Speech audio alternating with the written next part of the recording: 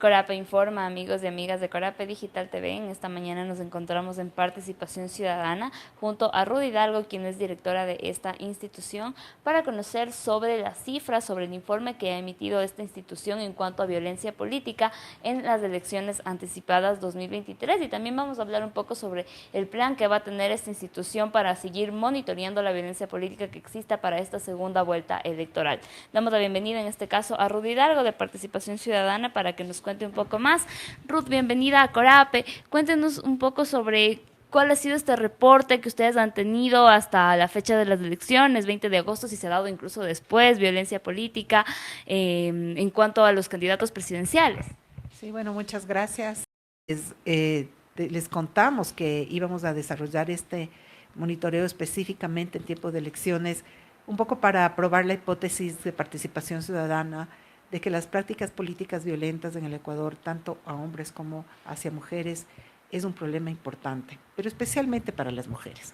Y en ese caso, pues fíjense, tenemos ya el consolidado durante el periodo eleccionario y obviamente estamos viendo que ha habido un número de 905 tweets violentos, solamente en este periodo corto de tiempo, es decir, en menos de un mes, en un poco más de 15 días, 905 tweets violentos. Esto habla de que obviamente la violencia política no baja, que la violencia política hacia la mujer especialmente es una violencia sistemática y se está volviendo sistemática. Y también habla de un problema que ya no atañe solamente a la autoridad electoral en este caso, sino atañe a otros actores, como por ejemplo los partidos y movimientos políticos, que muchos de ellos asusan y promueven dentro de su militancia el ataque violento hacia las mujeres candidatas y hacia las mujeres que participan en política. Y entonces, mientras esa práctica no se radique, mientras provenga del mismo movimiento, partido político, esta promoción de violencia, entonces estamos fregados porque significa que eso permea en la sociedad y la sociedad empieza a ver como normal este tipo de actitudes. Y la verdad, desafortunadamente, la violencia política, como ya lo hemos dicho varias veces, la violencia política daña el tejido social porque normaliza una actitud agresiva, que si bien es en redes sociales, siendo las redes sociales el espacio más libre de comunicación y el espacio donde todo el mundo está, en Instagram, en Twitter, en TikTok, es la manera más fácil de viralizar contenido violento y contenido agresivo, contenido descalificante, y eso obviamente para las mujeres les desincentiva y a las mujeres les afecta, ¿no? Es importante decir que, claro, hemos también nosotros registrado los tweets violentos hacia hombres también, ¿no? Pero definitivamente es, ¿cómo se llama? Es mucho menor los números de las expresiones violentas con de carácter descalificante, ¿no? Fíjense que tenemos 76 expresiones de carácter violento, ¿no es cierto? Versus 905 que tenemos versus las mujeres. De manera que definitivamente es a 3-1, es decir, mucho más de 3-1, casi 4-1 la diferencia de cómo las expresiones violentas se expresan más hacia la mujer. Y si ustedes ven realmente las expresiones, ¿no? Que no vamos a repetir ahora, pero sí sería bueno hacer un análisis también de qué es lo que les dicen a los hombres, ¿no es cierto? Generalmente son insultos con palabras ofensivas, malas palabras, digamos. La mala palabra es típica y es usual, digamos, en la violencia que se ejerce al hombre: hijo de tal por cual, eres un tal por cual. Alrededor de eso, digamos, se desarrollan las expresiones violentas, pero en cambio en el caso de las mujeres, las expresiones violentas que son dirigidas a ellas, en realidad tienen que ver específicamente con su rol, con su calificación de mujer, con su estado civil, con su situación, digamos, con situación de estado civil, con su situación sexual, pero también con el rol que a ellas les corresponde y les descalifica como actoras políticas, ¿no? También hacen referencia a su origen, lo cual es bastante cruel. Es muy usual encontrar expresiones violentas en donde conjuntamente, no solamente la palabra, sino la expresión en donde le descalifica y duda de su integridad o su honorabilidad sexual, por ejemplo, siempre se ve acompañado de una palabra relacionada y descalificándola por ser o indígena o ser afrodescendiente, como que el ser indígena o afrodescendiente para la mujer es adicionalmente una falta más o una connotación más negativa todavía respecto a las otras expresiones. Y yo creo que eso es importante decirlo y es importante comentarlo, porque eso es un tema que queda por cambiar. Y ahora que estamos viendo que en la Asamblea Nacional tenemos más de 50 mujeres, es importante el número de mujeres que hemos tenido ahora en la Asamblea Nacional, el mensaje a ellas, porque creo que esa masa crítica podría ser importante para cambiar esta realidad de violencia y trabajar en el seno de la Asamblea una propuesta de ley que regule específicamente y sancione y erradique la violencia política hacia las mujeres. Ruth, en algún momento conversamos que esta violencia política también causa que ellas se alejen de este mundo, de esta parte política, no quieran participar por los insultos, como ya mencionamos anteriormente.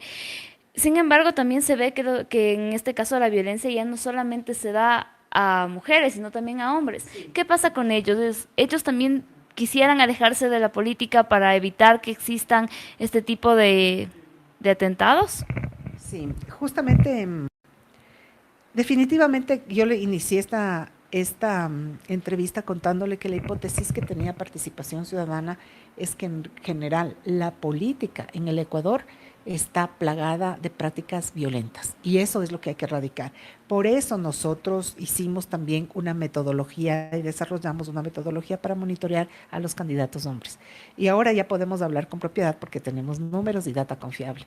Y la data confiable nos está diciendo que obviamente tenemos este problema y que no solamente las mujeres reciben violencia, los hombres también. Sin embargo, me parece que de acuerdo al problema y a la situación estructural de la sociedad ecuatoriana, los hombres de alguna manera perseveran en hacer política porque de alguna manera ellos, digamos, no son atacados por su condición de ser hombres o por su rol de esposo o por su rol de hombre. Ellos son atacados con insultos y malas palabras versus las mujeres que sí son atacadas de acuerdo a su condición, a cómo lucen, a lo que, si son ¿cómo se llama? Si son casadas o no son casadas, su estado civil quiere decir, o inclusive eh, a su situación en ese momento y el insulto más importante que recibe una mujer siempre hace relación con una connotación sexual. Sobre el tema de la violencia política que ustedes han venido monitoreando, ¿cuál sería desde Participación Ciudadana la idea, la iniciativa, la propuesta que se podría presentar para evitar que se dé esta violencia política? Nosotros dentro de nuestra propuesta del cambio del sistema de partidos, en la reforma que estamos trabajando ya desde hace más de un año, van a ser ya 2 años, respecto de la reforma al sistema de partidos y al Código de la Democracia, tenemos un capítulo específico con unos pocos artículos que sugerimos que se cambien en relación a la participación política de la mujer y la promoción de la parte de las mujeres dentro de los partidos y movimientos, pero también hacemos un análisis y sobre todo hacemos una inclusión respecto a normas más fuertes y que deben ser súper firmes hacia los partidos y movimientos políticos respecto a temas de violencia política.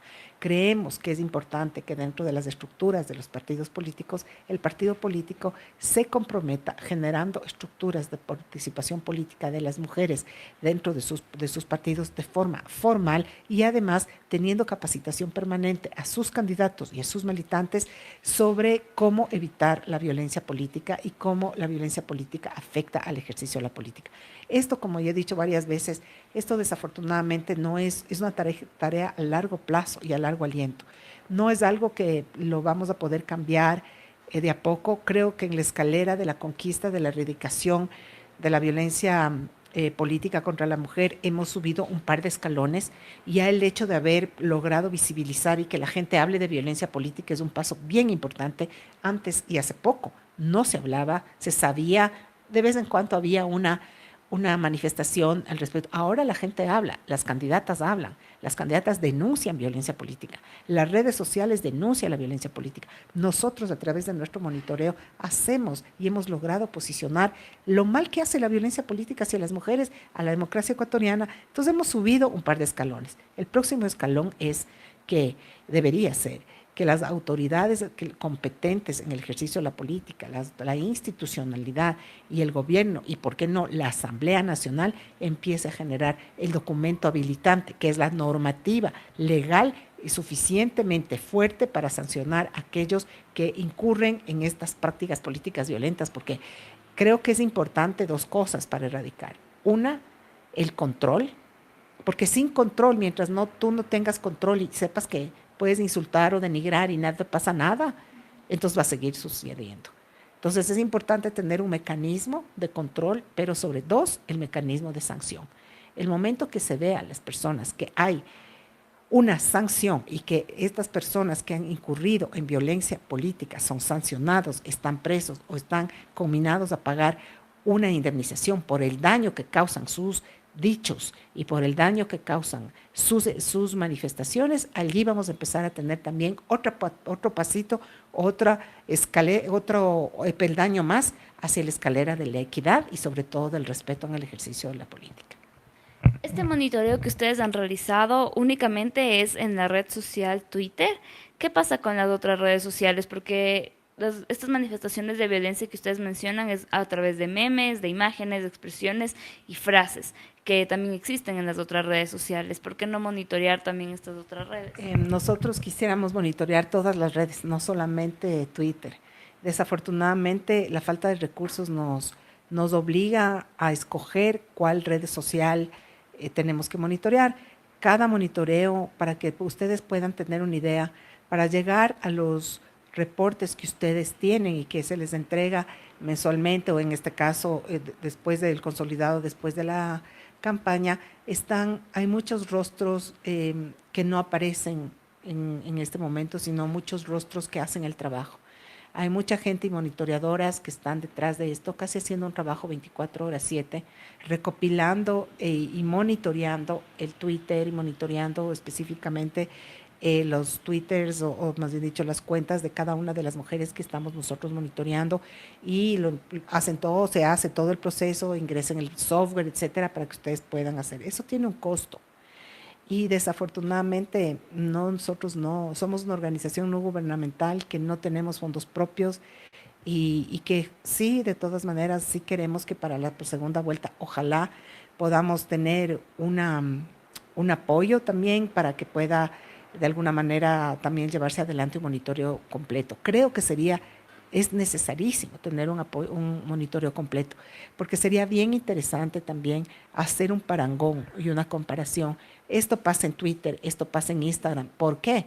Porque si bien es cierto, Twitter es súper poblado, pero Instagram también, y muchas veces para cierto contenido, a veces hasta Instagram es mucho más acudido y mucho más, y el Facebook también. Pero sí, eso sí significaría que tendríamos que tener un equipo técnico especialmente para Facebook, otro para Instagram, y los costos de eso son complicados para una organización que no tiene fondos propios. Estamos ya próximos a una segunda vuelta electoral. ¿Cuál es el monitoreo? ¿Cuál es el proyecto que va a trabajar Participación Ciudadana para estos dos candidatos que quedaron para la segunda vuelta?